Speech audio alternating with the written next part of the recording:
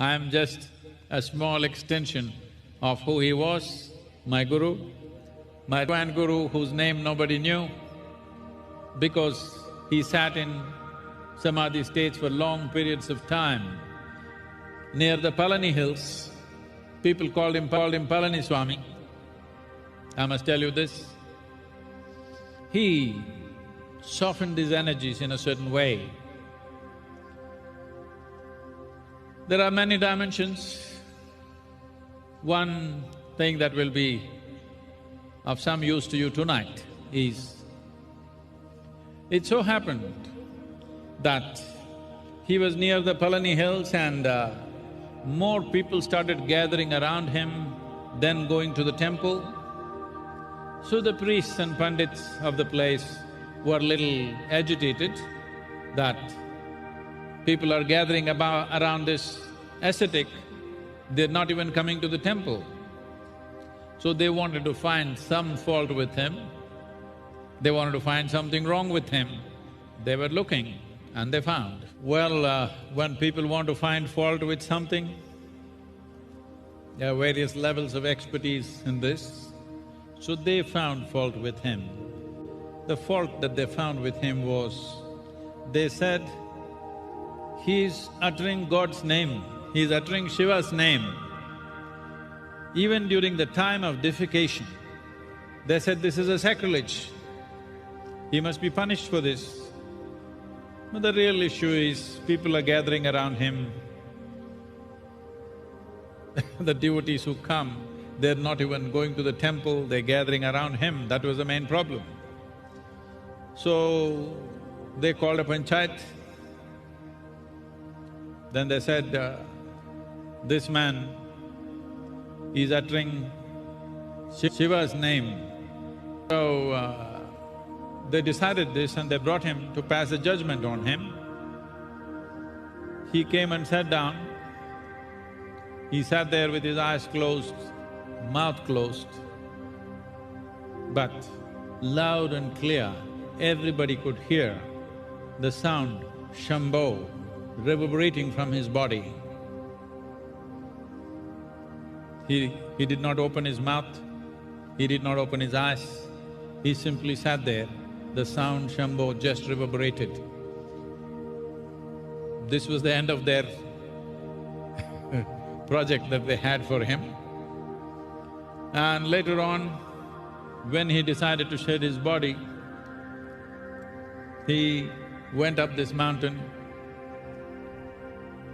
On the seventh hill, he shed his body upon this mountain.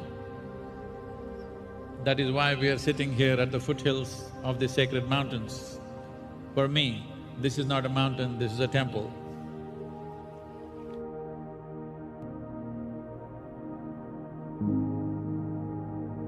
My physical proximity with him was just for a few minutes. It is in these few moments that this fabulous, crafty man enslaved me for his project.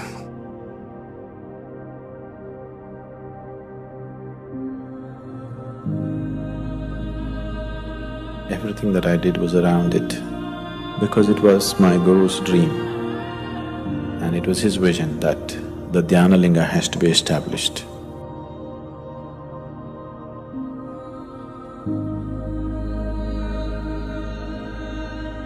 This is my Guru's will and grace.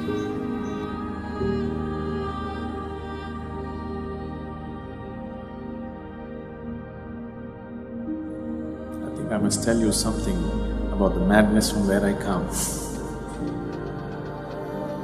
After 2 lifetimes of heartbreaking sadhana,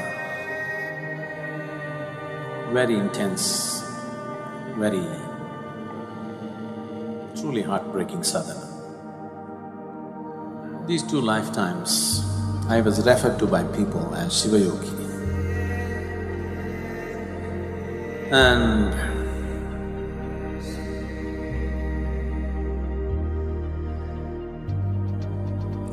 when it was needed. When my Guru appeared,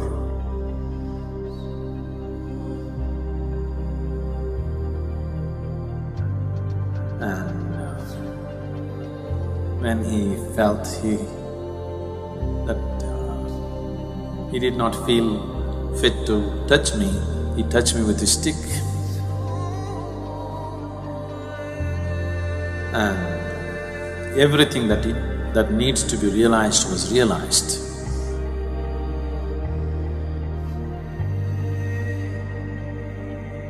I was at the very peak of anything can be.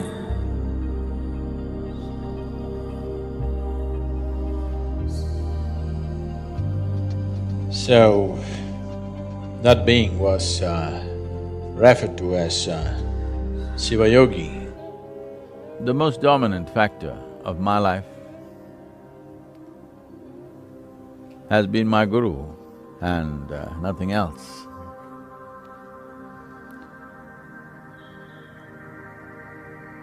Even today in my mind, more than in my mind, literally in every crevice in my body, every pulsation in my system, and my very energy has…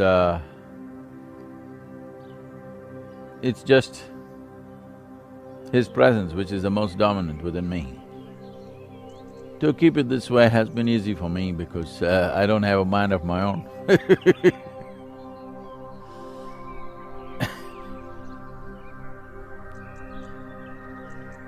because… probably because of this.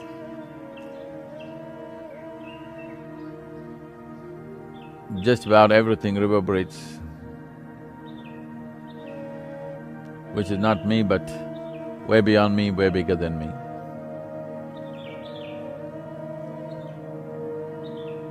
I did not see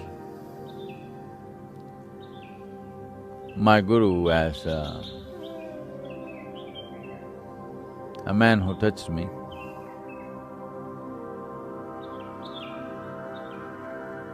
Though his touch brought me to the highest level of experience and a revelation of life and beyond.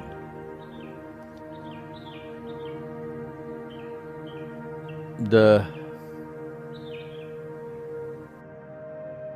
old structure within me somewhere would not accept it, in the sense, unless it came from Adi Yogi, unless it came from Shiva himself, it's not real.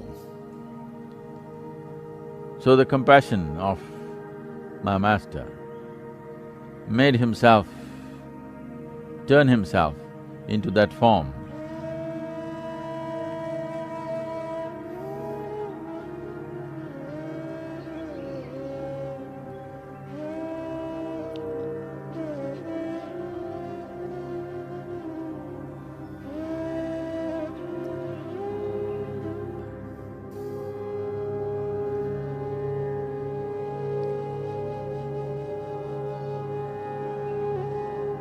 I don't know if this was his act, that he turned himself this way, or that's how he really was at that time. But today and ever since,